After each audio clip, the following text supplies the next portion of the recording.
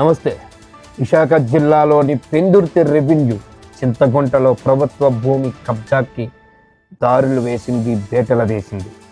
ఈ దారులు వేయటానికి, బేటలు వేయటానికి విశాఖ జిల్లాలో భూములకి రెక్కల రావడంతో మరోపక్క ఐటీ హబ్తో పాటు విశాఖ జిల్లా అంటేనే ఆంధ్రప్రదేశ్లోని అగ్రస్థానంలో నిలిచినటువంటి ఈ జిల్లాలో ప్రభుత్వ భూములు అక్రమ నిర్మాణాలు చకచక జరిగిపోతూ ఉంటున్నాయి. కానీ ఇదే విషయం పైన ఈ ప్రభుత్వ భూమి సంబంధించిన చింతగుంటలో జరిగినటువంటి ఈ ఇష్యూని చాలా పెద్ద ఇష్యూ అని చెప్పవచ్చు. రెవెన్యూ అధికారులపై రాళ్లతో నరసింగరావు అనే వ్యక్తి కొడుతున్న సందర్భాలు కూడా మనం చూడొచ్చు. ఎట్లా దాడికి ప్రయత్నిస్తున్నాడో కూడా ఒకసారి విజువల్స్లో చూడొచ్చు.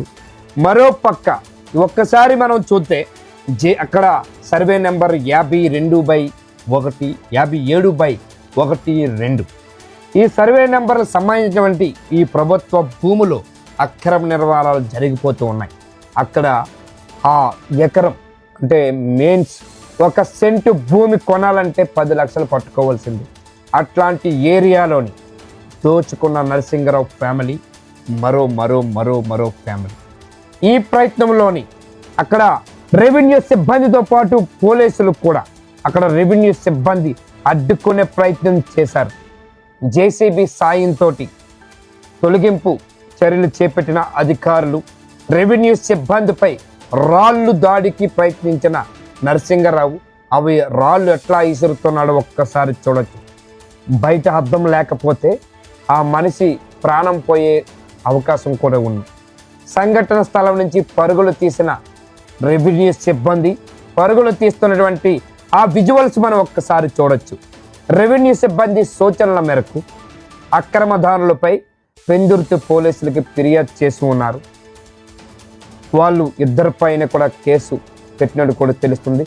రెవెన్యూ సిబ్బందిపై దాడి చేసిన చీపురుపల్లి నరసింగరావు అదుపులోకి తీసుకొని విచారిస్తున్న పోలీసులు ఏం జరిగినా విశాఖ జిల్లాలో దారుణమైనటువంటి ఘటనలు రోజు రోజుకి పెరిగిపోతూ ఉన్నాయి.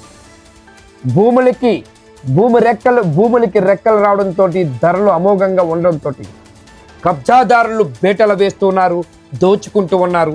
విశాఖ జిల్లాల పెందుర్తి రెవెన్యూ చింతగుంటలో జరిగినటువంటి ఘటన ప్రభుత్వ అధికారులపై తిరగబడే పరిస్థితి, రాళ్ళతోటి కొట్టే పరిస్థితి వచ్చిందంటే ఎంతవరకు వెళ్ళిందో దీన్ని బట్టి అర్థం చేసుకోవచ్చు.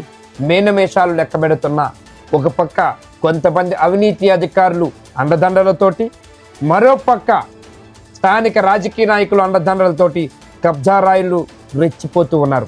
కానీ ఎప్పుడైతే అధికారులు ముడుపులు ఇవ్వకపోతే జేసీబీ సహాయంతో కొట్టేసే ప్రయత్నాలు జరుగుతాయని కూడా మరో పక్క చెప్పుకుంటూ ఉన్నారు స్థానిక ప్రజలు. ఇది విశాఖ జిల్లాలోని పెందుర్తి నియోజకవర్గం, పెందుర్తి మండల పరిధిలోని రెవెన్యూ చింతగంటలోని జరిగినటువంటి కబ్జా ఇష్యూ. Thank you. మరికొన్ని విషయాలకి మరో వార్తతో ముందుకు వద్దాం. థ్యాంక్ యూ అండి.